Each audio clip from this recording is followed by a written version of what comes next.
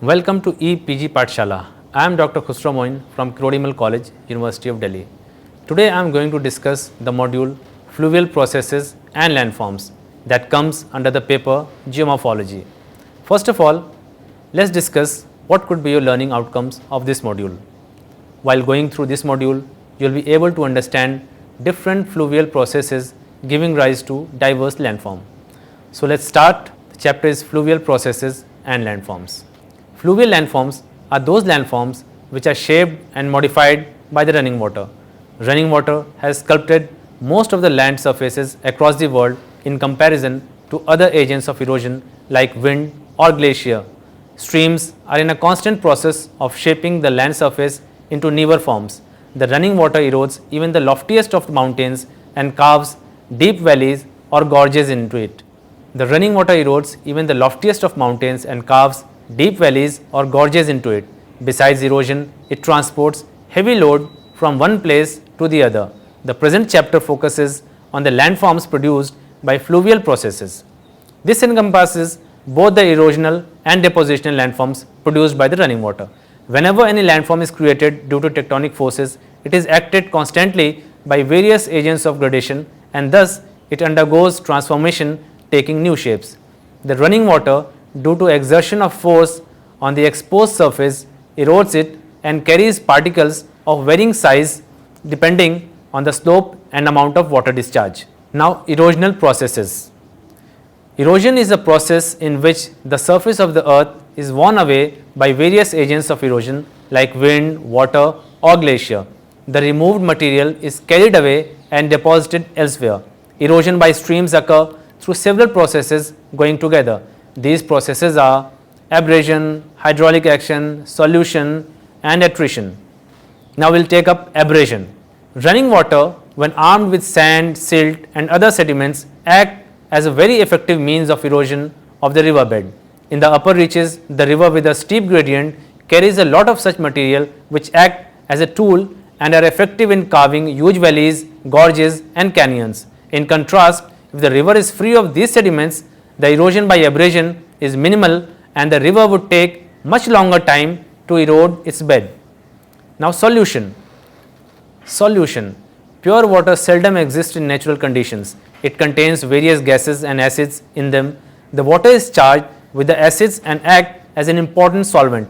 It may not be effective on all the rocks, but when it comes in contact with limestone, dolomite or chalk, it becomes most powerful agent of erosion as it dissolves them much faster. So solution also forms an equally important process of erosion. Attrition.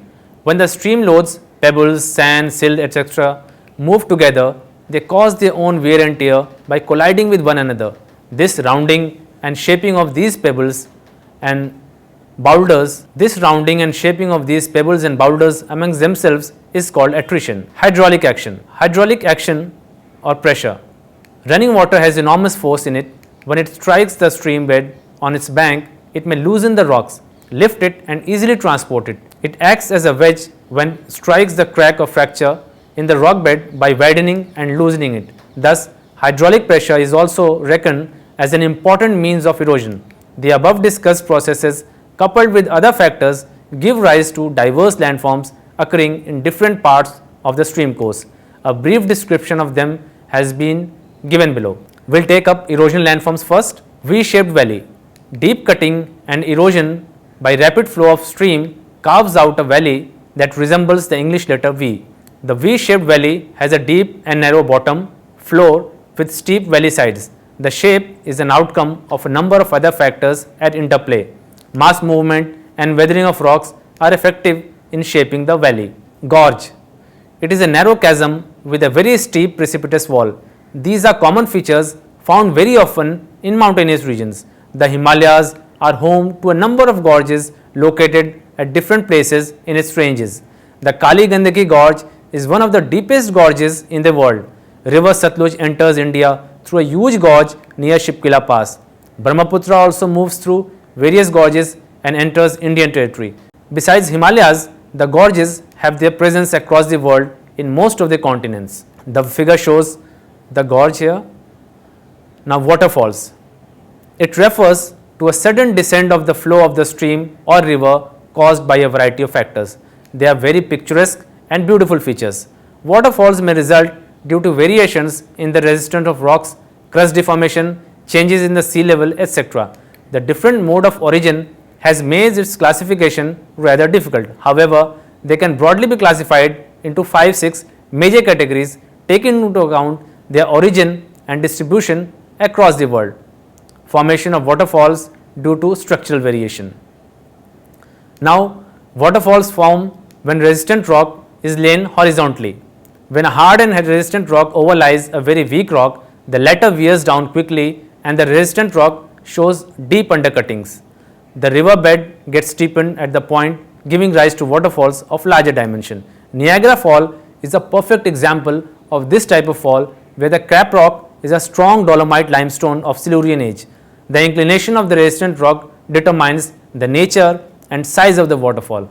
If the overlying hard rock dips downstream, it results in the formation of rapids, a waterfall of smaller dimension.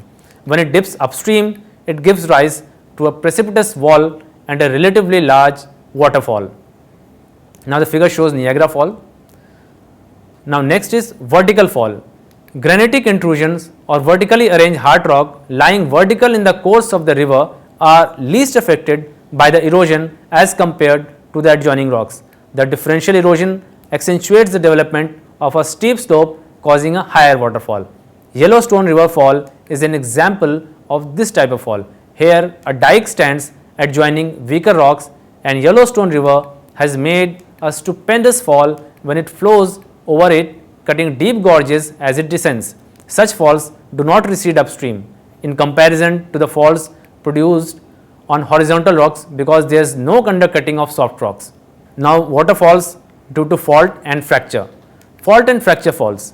Rivers flowing over faulted rock structure give rise to such type of falls. The fault scarps created during faulting cause the water to fall from a vertical height, resulting in waterfalls. The Victoria Falls of river Zambezi is often cited as an example of this type of fall because the river flows over a basaltic plateau and crosses the prominent fractures in the plateau, thus giving rise to waterfall. The picture shows the Victoria Falls.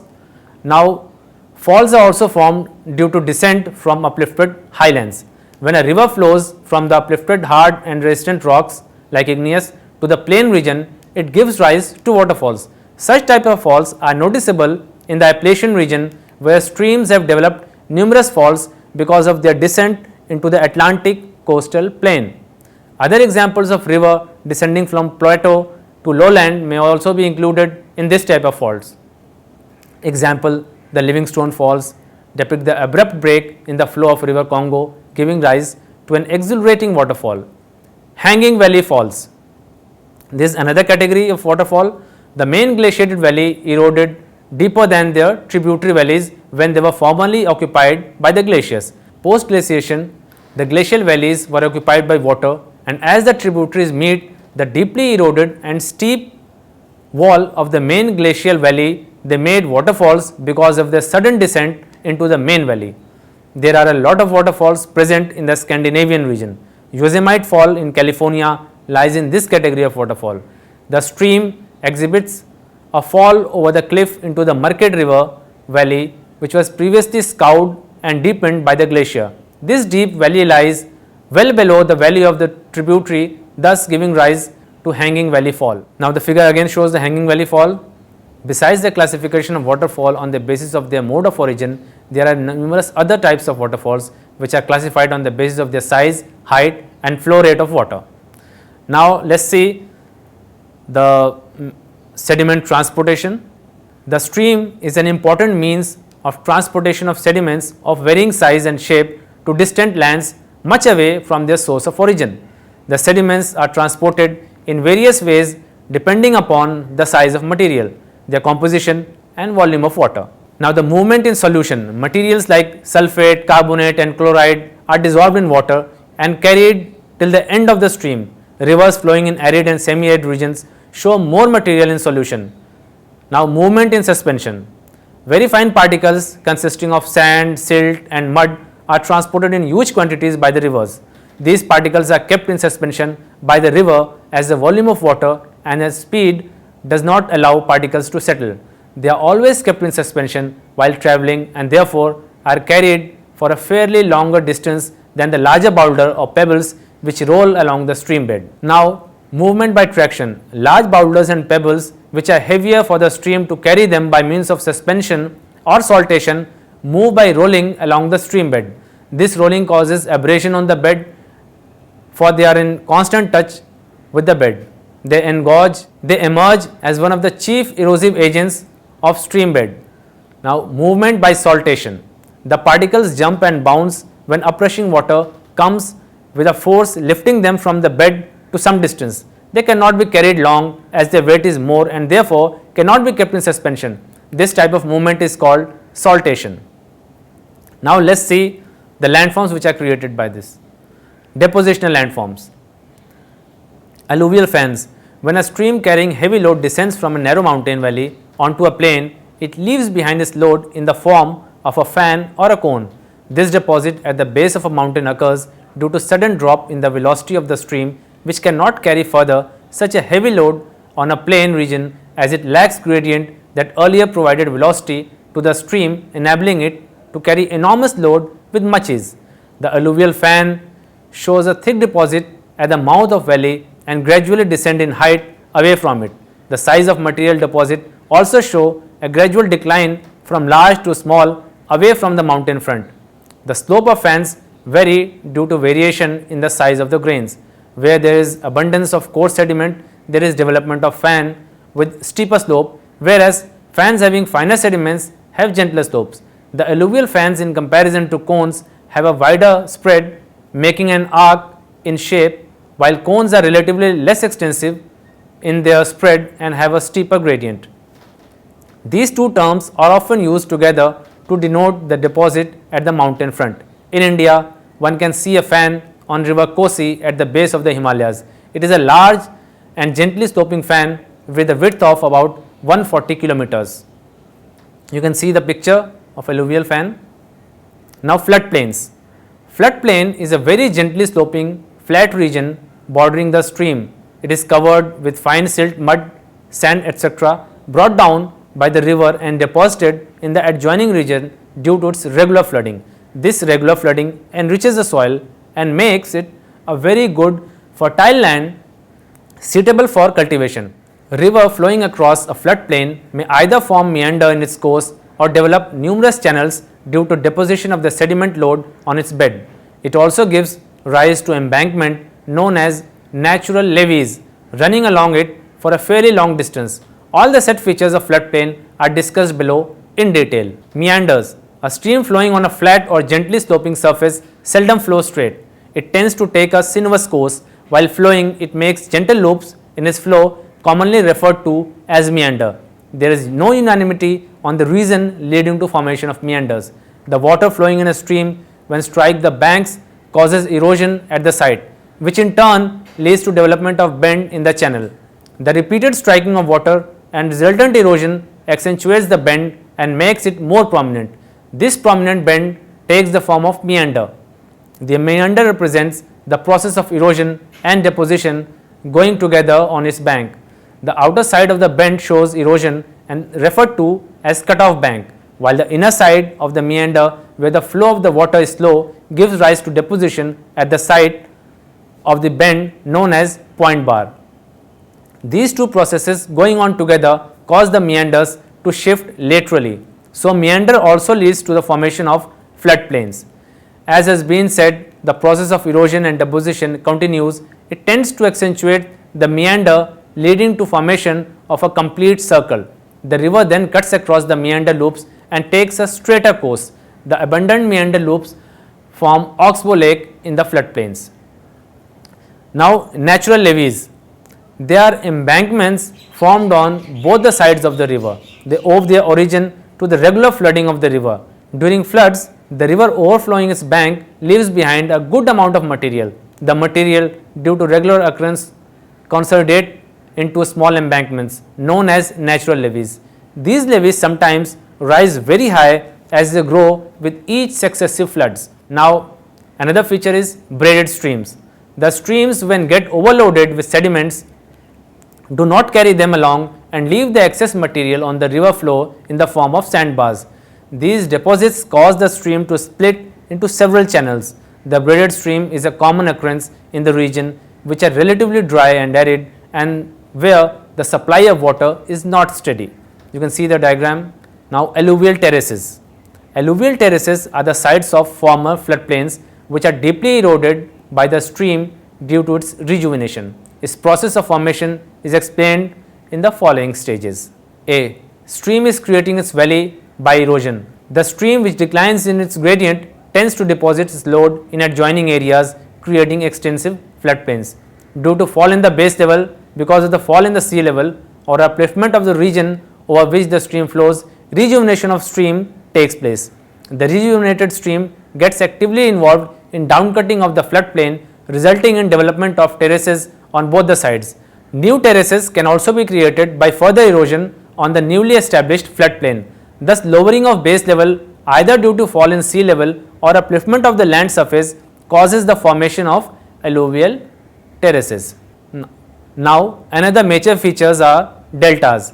Deltas are an arcuate or fan shaped feature at the mouth of the river formed by regular deposition of the sediments. The name owes its origin to Greek letter delta. The process of formation of delta begins with the deposition of sediments as soon as the river enters sea or lake. First, the river would shed its coarse sediments which are heavier in comparison to the finer lighter particles. The finer particles are carried forward by the distributaries to some distance where they come in contact with the saline water, get coagulated and settle. It is clear that delta formation follows a series of steps. The longitudinal cross section of delta shows three depositional units: bottom set bed, foreset bed and top set bed. Bottom set bed. There is a layer of fine material on the bottom of the sea or lake beyond the delta. Foreset bed. They are inclined beds lying between the top set beds and the bottom set beds. They are inclined because the sediments accumulate near the delta front, result in sliding from the frontal slope of the delta. C. Top set beds. They lie on the delta surface and as the name suggests, they lie on the top of all the above mentioned beds. Now, there are certain conditions for delta formation. Delta formation is an outcome of a number of factors operating together with variable rate. Delta formation takes place in those parts of the coast which are relatively protected from high tides and destructive waves. So, a comparatively calm sea or lake is a precondition for delta formation. The second important factor at play is the presence of abundant load in the stream which can settle at the mouth of the river. The rate of deposition of bed load should exceed the rate of its destruction. When these two conditions appear favorable, delta formation takes place. Delta is not a stable feature and is regularly modified by waves which often redistribute the deposited material at different places along the coast. Further, the fluctuations in the volume of water and the amount of load a river carries also cause modification in the shape and extent of delta. Therefore, there is no uniformity in the shape and size of delta across the world, though arcuate delta is very commonly observed. The shape of the deltas can be classified into A. River dominated, B. Wave dominated and C. Tide dominated. Given below are few deltas which have been categorized on the basis of their shape. Arcuate delta. These deltas resemble arc of a circle. This is the most common shape of delta found across the world.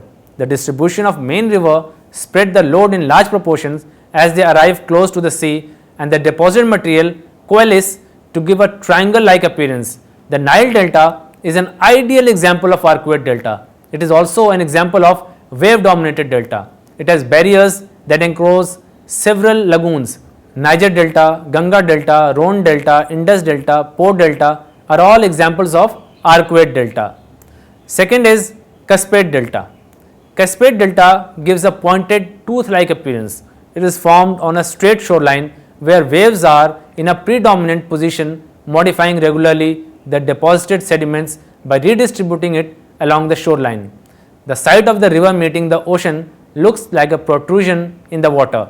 Tiber river forms Cascade delta at its mouth. Now, the third is Birdfoot delta.